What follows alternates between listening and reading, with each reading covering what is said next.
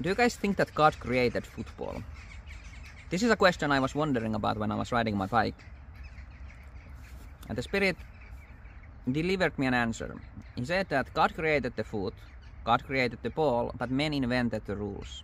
And that makes sense to me. That's the correct answer.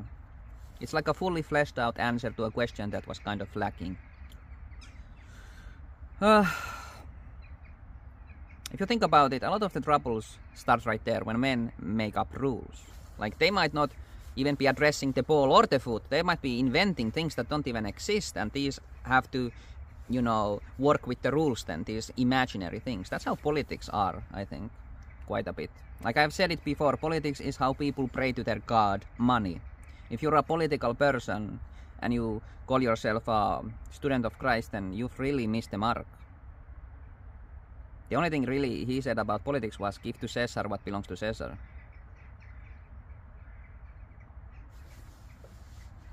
Don't give him anything that's valuable. That's basically what it means.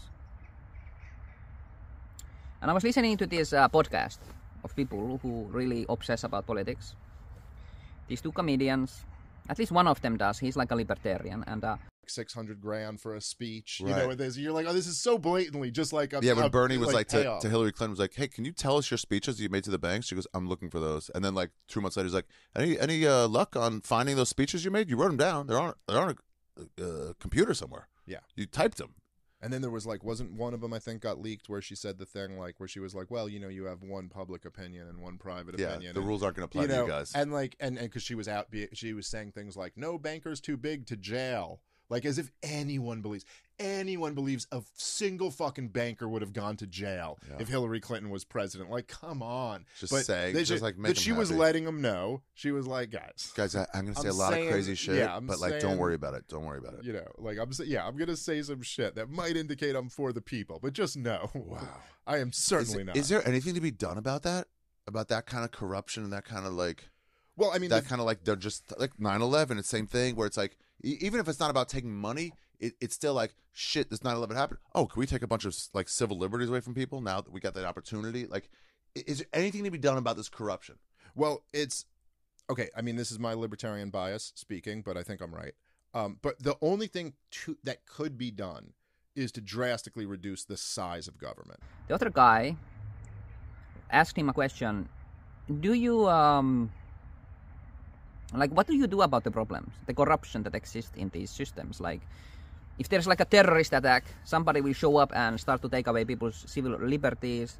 They'll make friends with the kind of people who will profit off it. There's gonna be kickbacks and stuff like that. That's what they're talking about. There's like this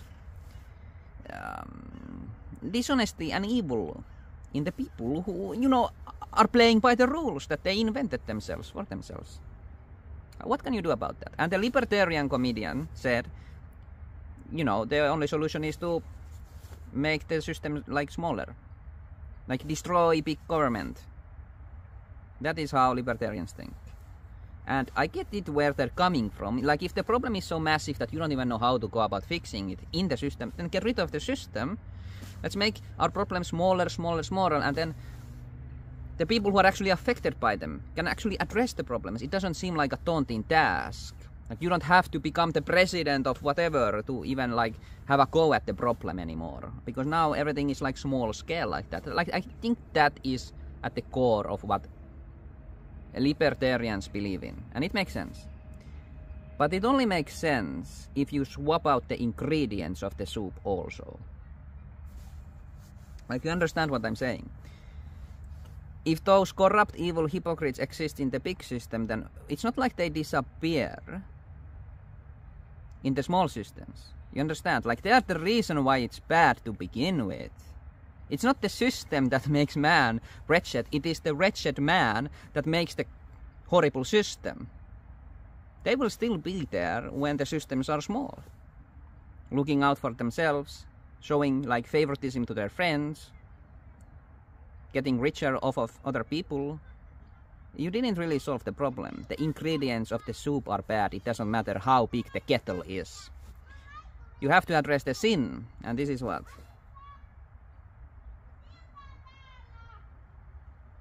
This is something that God does. or will do when it's his time to do it.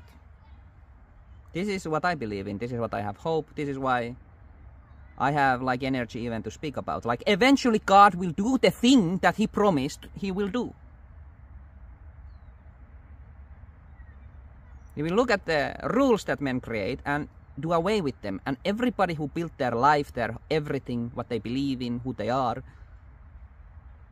according to those corrupt rules that they knew to be corrupt also, by the way, they know,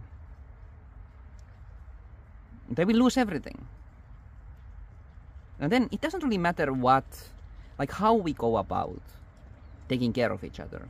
Because if the ingredients are good, we can make all kinds of feasts out of it.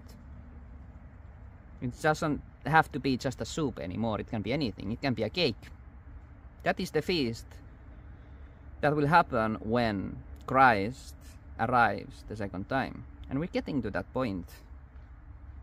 It's just that there's still these people who think they have a solution that's outside of God, and it's not. Like, it's just a matter of time before, like, the scales fall from your eyes and you realize, oh, we couldn't fix ourselves. We had to be saved.